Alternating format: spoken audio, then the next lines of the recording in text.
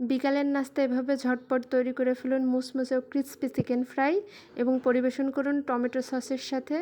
খেতে ইনশাল্লাহ অনেক টেস্টি হবে।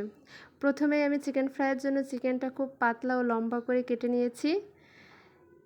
এরপর আমি চিকেনটা ম্যারিনেট করার জন্য এর মধ্যে লেবুর রস, হলুদের গুঁড়া, মরিচের গুঁড়া, ধনিয়া গুঁড়া, গরম মশলার গুঁড়া এবং আদা রসুনের পেস্ট দিয়েছি এবং চিকেনটা কোট করার জন্য ময়দা নিয়েছি এবং এই ময়দার মধ্যে আমি কর্নফ্লাওয়ার দিয়েছি 1 চা চামচ এবং এর মধ্যে একটু হলুদের গুঁড়া, মরিচের গুঁড়া, গরম মশলার গুঁড়া, সামান্য পরিমাণ লবণ দিয়ে মিশিয়ে নিয়েছি। এরপর এখানে আমি চিকেনটাকে ডুবানোর জন্য বাটার মিল্ক ব্যবহার করেছি। প্রথমে আমি চিকেনটাকে ময়দার মধ্যে কোট করে নিয়েছি। এরপর আমি বাটার মিল্কে দিয়ে চিকেনটাকে ভালোভাবে ডুবিয়ে আবার কোট করেছি। এভাবে 2-3 লেয়ারে কোট করলে চিকেনটা খুবই ক্রিস্পি হবে এবং ময়দাটা হাত দিয়ে একটু ছাড়িয়ে নিতে হবে, এতে করে চিকেনের গায়ে লেয়ারটা খুব সুন্দর হবে। এখানে আমি বাটার মিল্কটা তৈরি করেছি সামান্য একটু গরম পানিতে 1 চা চামচ গুঁড়া দুধ দিয়ে।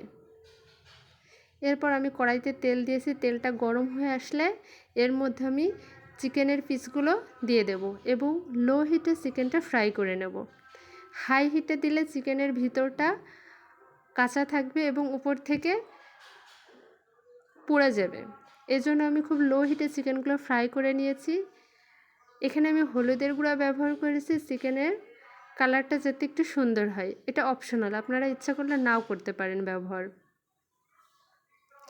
সাধারণ পানিতেও চিকেনটাকে দেওয়া যায়, কিন্তু এখানে আমি বাটার মিল্ক ব্যবহার করেছি যাতে চিকেন ফ্রাইয়ের স্বাদটা অনেক ভালো হয়। আমি সাধারণত সবসময় এইভাবেই চিকেন ফ্রাই করতে পছন্দ করি, এতে করে চিকেন ফ্রাইগুলো খুব মুচমুচে হয়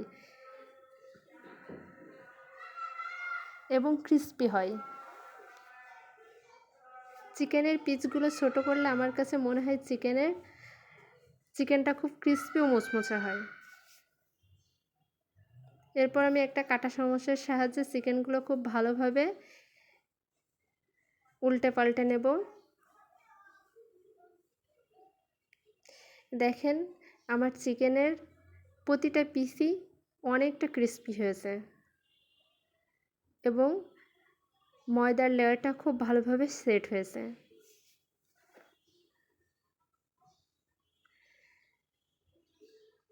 অবশ্যই সবাই কমেন্ট করে জানাবেন আমার চিকেন ফ্রাই রেসিপিটা আপনাদের কেমন লেগেছে।